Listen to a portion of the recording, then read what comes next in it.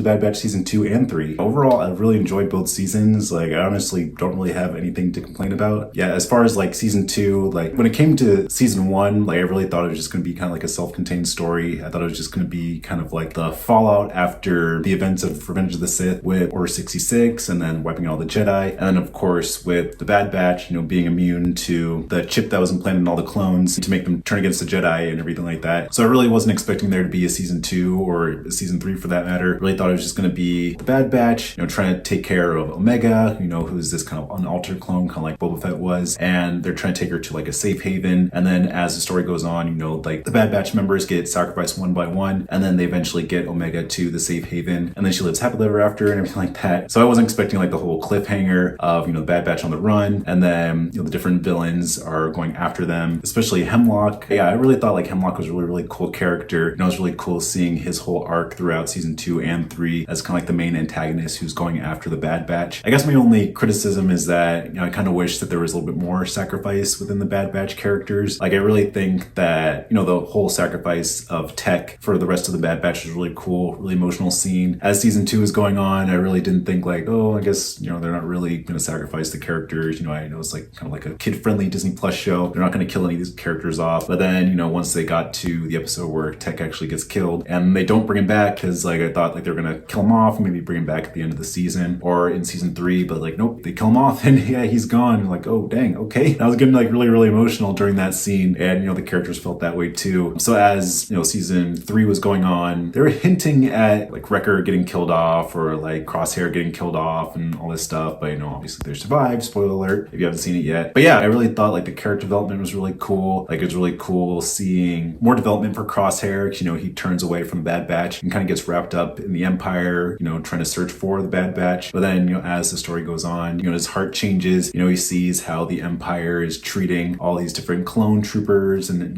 phasing them out, and then eventually hiring stormtroopers to carry on the missions and everything like that. His turn, I thought was really cool. Again, I thought they were gonna kill him off and everything, when he ended up killing that Imperial officer and then getting arrested and then being tortured and everything. I thought that's the way that he was gonna get killed off.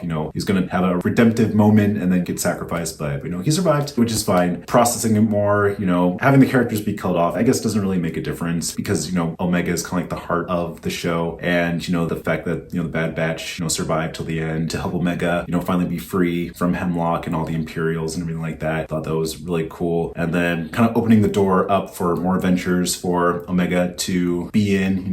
They kind of cut to like several years later where they're on the island, and then Omega is like all grown up, and so we see the old version of Hunter talking with her and everything in the cave, and she's like talking to him about, oh, I'm gonna join the rebellion because they need fighter pilots and things like that. So I kind of have theories like maybe she'll be like one of the main characters of Rogue Squadron, the movie that's going to come out directed by Patty Jenkins. So we'll see if that happens, maybe not, but it'll be cool to see a live action version of Omega. The people who watch Bad Batch would already have an attachment to her as this main character in Rogue Squadron, being this fighter pilot. So it'd be cool to see Omega like in a Top Gun in space type movie. So we'll see if that happens. But yeah, as far as like the Bad Batch seasons 2 and 3, like I really enjoyed them. Like again, I think like if there's just slightly less episode seasons, maybe like 10 episodes per season, just because kind of drags on sometimes. There's some episodes where it's really self-contained, or just one thing happens that kind of gets us to the next place. Sometimes you can just combine episodes or just have the story go on, but I know they kind of want to stretch it out because you want us to care about the characters and have their character development moments and whatnot. But yeah, that's really like my only like criticism of that. Just like maybe like 10 episodes per season, kind of get the ball rolling a little bit more. And then I would have said like more sacrifice in it, but I know Dave Filoni's just not that kind of guy. I think he said in an interview he didn't want to sacrifice any of the Bad Batch, except for Tech, of course, but he really just wanted to be more about like hope and positivity and not really have it be too dark. Even though yeah, there were times where it's like, oh dang, this is getting really intense, especially the finale of season 3 where everything's going wrong, the crap's hitting the fan, and Hemlock's desperate to get Omega away from the facility and then